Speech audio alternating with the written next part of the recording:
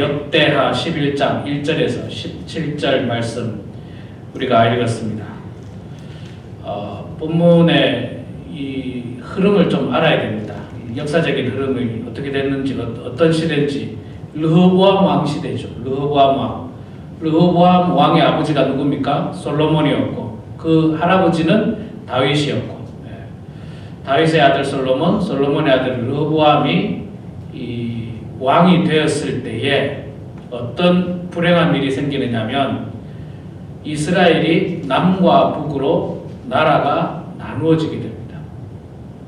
나라가 쪼개지는 겁니다. 그 이유는 이제 10장에 보면 그 이유가 나오는데, 이 여로보암이라고 하는 사람이 중심이 돼서 말하자면 반란을 일으킵니다. 말하자면 반란을 일으키는데, 물론 처음부터 반란을 일으킨 게 아니라 대화로 문제를 풀려고 했습니다. 왕에게 찾아가서, 왕이여, 우리가 과거 솔로몬 왕 때, 당신의 아버지 때에 굉장히 우리가 힘들었습니다. 여러 가지 일도 많이 했고 세금도 많이 냈고 노동도 많이 했는데, 이제 우리를 좀, 당신이 왕이 되었으니까 우리를 조금 편하게 좀 해주십시오 라고 요청을 했습니다. 그때 르호보암이 알겠다, 내가 생각해보고 연락을 해주마, 3일 후에 오너라, 그렇게 이야기를 하고 르호보암 왕이 원로들에게 가서 묻습니다.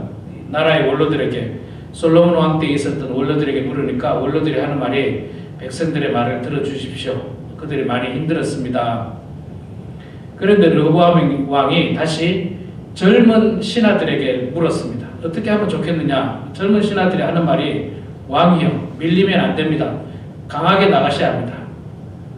그래서 하는 말이, 솔로몬 왕 때보다 훨씬 더 강하게 너희들을 강력하게 내가 다스리겠다.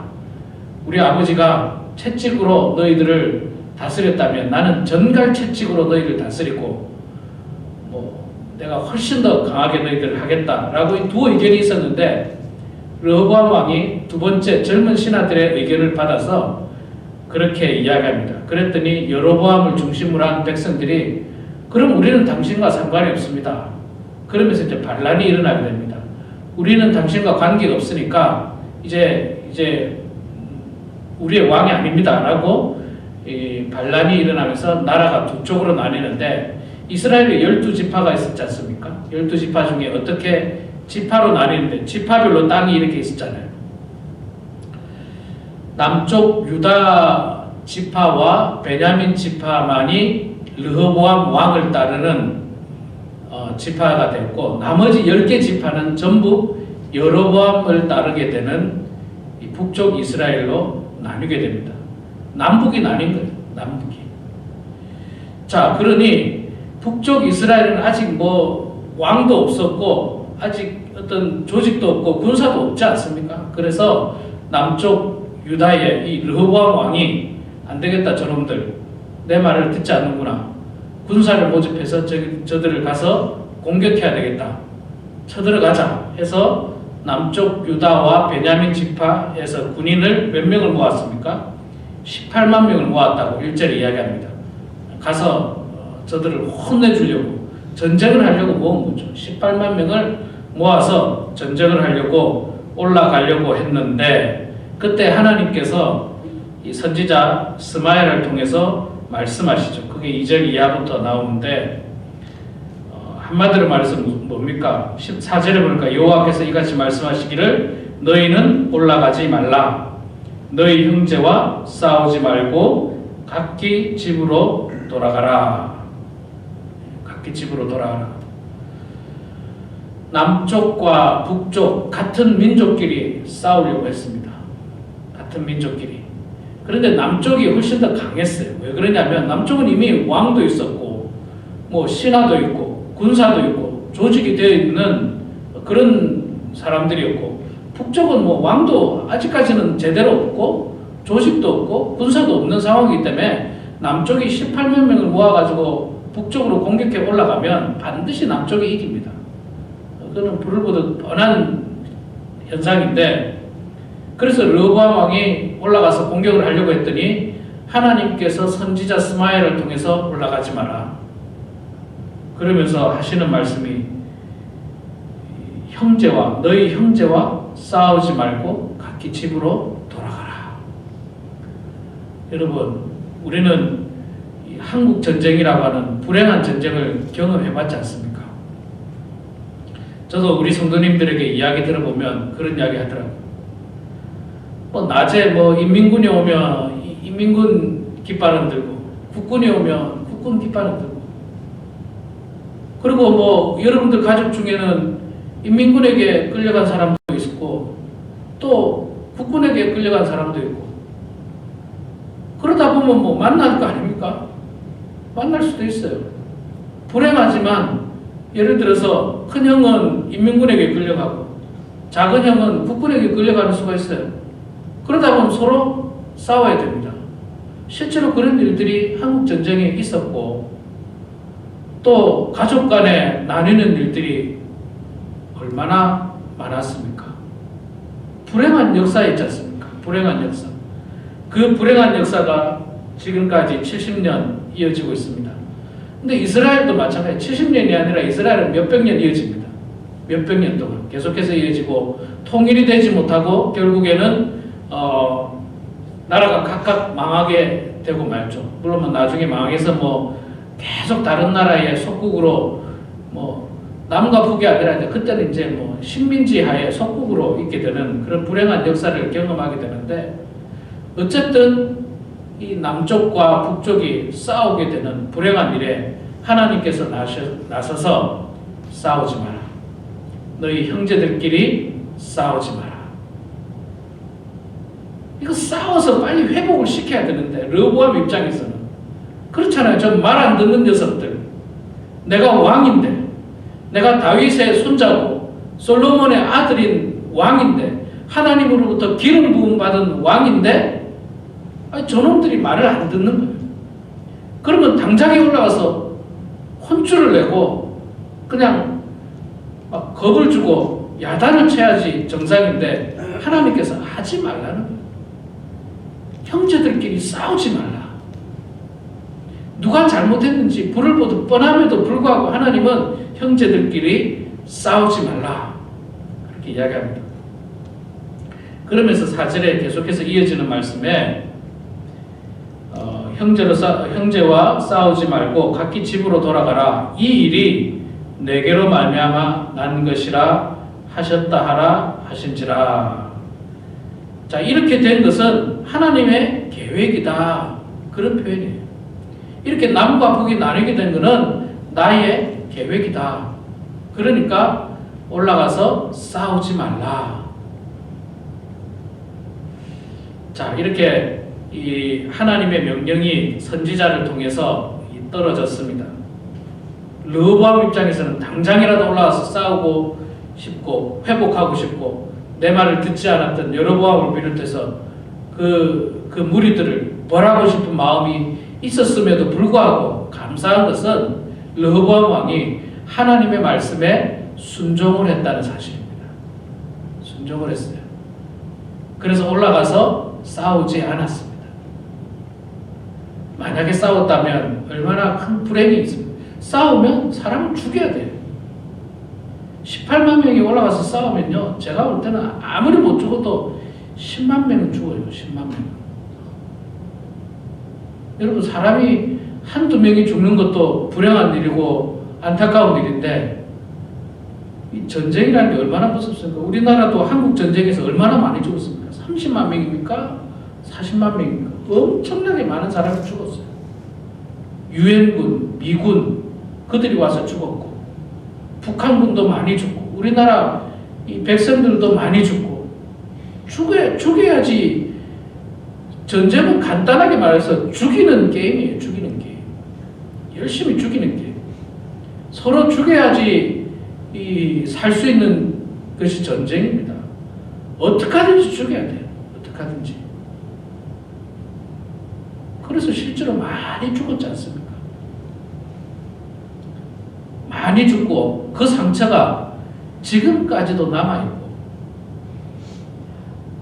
그래서 제가 어린 시절만 하더라도 우리 성도님들 마찬가지지만 북한 사람들, 저는 어릴 때 다 머리에 뿔이 난 줄 알았어요. 늑대인 줄 알았습니다. 그렇게 교육을 받았어요. 우리는 근데 알고 봤더니 뭐 뿔도 안 나고요. 똑같이 생기고 그냥 우리하고 똑같은 말 쓰고 부리민족이더라고요. 보니까 부리민족. 이렇게 남과 북이 나뉘어가지고 70년이 있게 된 게 지금까지도 어떤 일이 있습니까? 여전히 전쟁에 대한 불안과 두려움이 있지 않습니까? 여전히 좀 대화를 통해서 화합을 해야 되는데 이게 쉽지가 않아요. 이 전쟁으로 한번 금이 심하게 갔기 때문에 참 쉽지 않습니다. 그리고 다행인 것은 오늘 본문 말씀이 정말 다행인 것은 하나님께서 나서서 하지 마라. 전쟁하지 마라. 감사하게도 르호보암 왕이 전쟁 안 했어요. 다행히 전쟁 안 했습니다. 비극이 없었습니다. 자, 전쟁을 안 하고 르호보암 왕이 무엇을 했습니까? 5절부터 보면요. 르호보암이 예루살렘에 살면서 유다 땅에 방비하는 성읍들을 건축하였으니 뭐 베들레헴과 뭐 이런 지역들을 다 건축했다. 성을 건축했다. 제가 여기 가운데 이번 성지순례 때 갔던 곳이 있습니다. 가드와 마레사, 십과 또 라기스 이 건축물들이 아직도 거기 여전히 터가 있어요. 터가. 르호보암이 조성했던 것. 물론 많이 무너졌는데 그 터가 있고 지금도 거기서 이제 발굴 작업을 하고 있답니다. 라기스라든지 마레사 이쪽은 다 있는데 제가 사진도 찍었는데 사실 뭐 다 돌무더기일 뿐이죠. 돌무더기인데 그 고고학자들이 연구를 해보니까 거기서 어떤 비문이 나오고 뭐 어떤 자료들이 나오는데 보니까 르호보암 시대 때 만들었던 재건했던 성읍들이라는 거예요. 르호보암 왕은 전쟁을 하지 않고 하나님 말씀대로 말씀에 순종해서 전쟁하지 않고 말하자면 남쪽 유다의 나라를 방비했습니다. 그러니까 남과 북이 싸우는 대신에 남쪽 유다를 경계하고 있는 다른 나라와 경계하고 있는 지역의 성들을 견고하게 쌓으면서 나라를 튼튼히 세워 나갔던 것입니다. 나라를 튼튼히 세워 나가니까 굉장히 안전하죠. 든든하죠. 그리고 외부로부터 침입을 막을 수가 있습니다. 그래서 다행히 르호보암은 전쟁하는 대신에 그렇게 이 성읍들을 건축하고 백성들이 살 수 있도록 잘 만들어 놓으니까 살만한 땅이 된 거예요. 다행히. 자, 살만한 땅이 되니까 어떤 일이 벌어졌느냐면 13절 이하에서부터 보니까 북쪽에 살던 사람들이 남쪽으로 이주를 해옵니다. 북쪽 이스라엘에 있던 사람들이 이거 엉겹결에 남과 북이 나뉘게 된 거예요. 우리나라하고 똑같죠.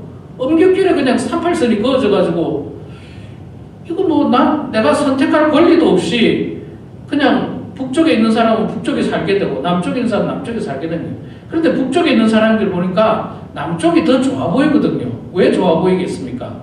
남쪽에 뭐가 있었습니까? 성전이 있었잖아요. 성전. 하나님의 성전이 남쪽 유다에 있었지 않습니까? 예루살렘에. 그러니까 나는 하나님이 계시는 성전을 나는 좀 출입하고 성전에 가서 예배드려야 되니까 난 남쪽으로 가겠다고 해서 북쪽 사람들이 슬금슬금 남쪽으로 내려오는 거예요.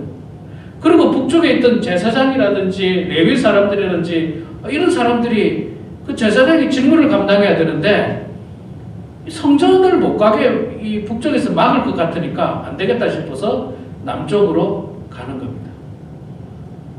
남쪽이 살기가 더 좋은 거예요. 하나님의 그 성전도 있고 또 뭐 나라도 이렇게 성벽을 잘 재건하니까 나라도 든든하고 안전하고. 근데 북쪽은 아직까지 뭐 왕도 뭐 제대로 세워지지 않고 뭐 나라도 좀 뭐 어떻게 될지 모르고 불안하니까 북쪽에 있던 사람이 남쪽으로 슬금슬금 내려왔다. 뭐 그 이야기가 오늘 우리가 읽은 장면입니다. 지금 제가 이렇게 가만 보니까요, 남과 북도 좀 그런 것 같아요. 여러분, 북쪽에서 남쪽으로 내려오는 탈북자들, 세터민들 뭐 이렇게 표현을 하는데 1년에 몇 명쯤 내려오는지 아십니까? 제가 이걸 위해서 통계를 한번 찾아봤더니 3년 전, 4년 전까지만 해도 1년에 3,000명씩 내려왔대요. 북쪽 사람들이. 왜? 북쪽에 먹고 살기 힘드니까. 남쪽은 먹고 살기 좋거든요. 1년에 3,000명씩 내려왔는데 내려오다 보니까 남쪽도 이제 살기가 만만치 않다는 거예요. 북쪽에서 이제 소문이 다 났어요. 요즘은 뭐 몇백 명 정도씩 내려온답니다. 1년에. 그래도 1년에 항상 그렇게 내려온대요. 여자가 훨씬 많이 내려온답니다. 남자들은 이 경비가 삼엄해서 내려오기가 쉽지 않은데 여자들은 또 비교적 괜찮아서 여자들이 그렇게 이 북한에서 남한으로 이렇게 많이 내려온답니다. 남한이 살기 좋으니까 우리가 뭐 오라고 하지 않아도 저절로 오는 거예요. 살기 좋으니까. 지금 이 본문에 나오는 이것도 똑같습니다. 북쪽과 남쪽을 비교해 보니까 남쪽이 더 괜찮거든. 남쪽에 뭐 성전도 있고 뭐 조직도 잘 돼 있고 남쪽으로 가야 되겠다. 저절로 가는 겁니다. 저는 이 말씀을 보면서 그런 생각이 들었습니다. 교회도 비슷하다. 교회도 있잖아요. 교회 안에서 서로 싸우면 얼마나 비극입니까? 몇 년 동안 함께 신앙생활하고 심지어는 수십 년 동안 함께 신앙생활하고 기쁜 얼굴로 맞대고 그랬던 성도들이 무슨 일이 생겨가지고 서로 얼굴 붉히고 미워하고 미운 감정이 넘어서서 비난하고 욕하고 싸우고. 여러분 싸우는 교회 가보셨습니까? 싸우는 교회 있어 보셨습니까? 저는 싸우는 교회 있어 봤습니다. 싸우면 정말 비극입니다. 예배가 아니에요. 교회를 가니까요 냉랭합니다. 냉랭해요. 교회 가는 순간 인사해도 서로 안 받아요. 서로 그냥.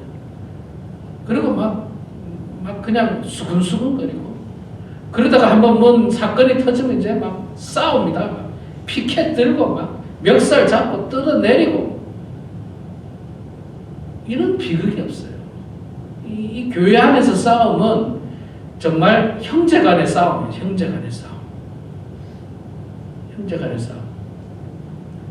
전 최근에 이 큰 교회였던 교회들이 이 싸워가지고 조그매진 교회들을 이야기를 많이 들었습니다. 제가 새벽기도 시간에 이야기했나요?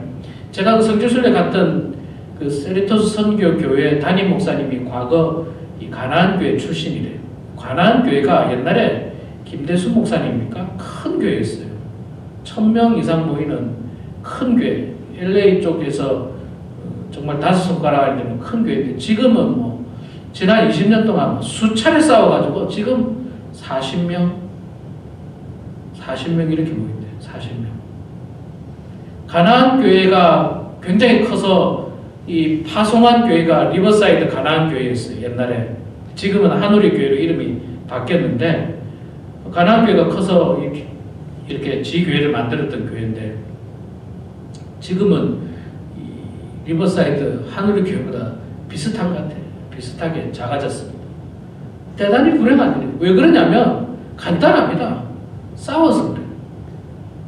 거기 목사님들이 뭐 못 배운 분들이 아니에요.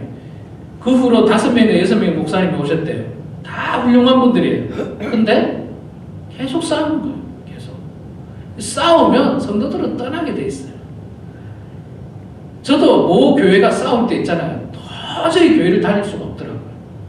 그렇게 사랑했던 모 교회. 이 교회를 떠날 수 없었는데도 불구하고 이건 뭐 내가 영적으로 죽는 걸 느끼면서 이 교회를 내가 떠나야 되겠구나 하면서 그때 제가 마침 전도사로 가야 될 즈음도 되고 그래서 이제 다른 교회 교육 전도사로 이제 떠나게 됐는데 참 불행한 일입니다. 참 불행한 일이에요. 싸우는 대신에 사실 뭘 해야 되느냐면 르호보암이 뭐 했다고요? 남쪽 유다의 다른 경계선을 방비했다. 성읍들을 방비하고 국민들이 살 수 있도록 잘 만들었습니다. 자, 그 말은 뭐냐면 우리가 지금 해야 될 것은 교회 안에서 형제끼리 싸우는 게 아니라 외부로부터의 적과의 이 공격을 대비해야 됩니다. 그 외부로부터의 적과의 이 공격은 뭐냐면 저는 세속주의라고 생각하고 물질주의라고 생각하고 이 세상에 타락한 어떤 사상들이라고 생각합니다.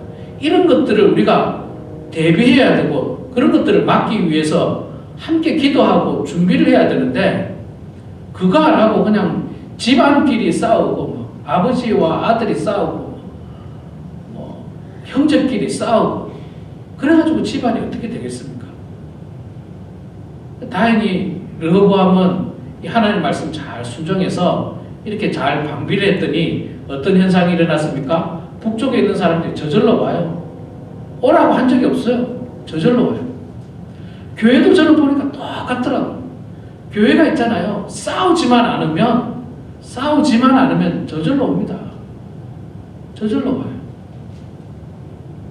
만약에 싸우면 성도들 안 옵니다. 안 올 뿐만 아니라 있던 성도들 다 떠나요. 다 떠납니다. 누가 싸우는 교회를 좋아하겠습니까? 싸우지만 않으면 자연적으로 저 교회는 별로 크진 않지만 그래도 지난 몇 년 동안 싸웠다는 이야기도 없고 그냥 평범하게 신앙생활 하는가 보다. 나도 저기 가서 그냥 편안하게 신앙생활 하면 되겠다. 그런 마음에서 오는 거예요. 최근에 우리 교회 새롭게 출석하신 분들, 우리가 가서 전도해 온 분들이 어디 있습니까? 대부분 그분들이 알아서 온 거예요. 그분들이. 그런데 그분들이 알아서 올 때도 대략은 알아보고 와요. 대략은 알아보고. 이 교회가 날마다 싸우는 교회인지 평안한 교회인지.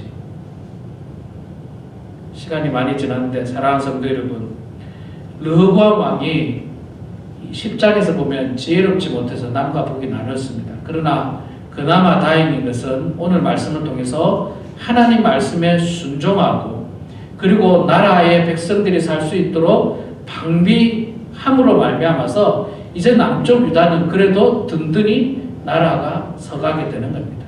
우리도 형제간에 싸우지 말고 오히려 사탄과의 전쟁을 대비하고 평화롭게 신앙생활 하다 보면 하나님께서 일꾼들을 보내주시고 사람들을 보내주시고 우리 교회를 부흥케 해주시리라 저는 믿습니다.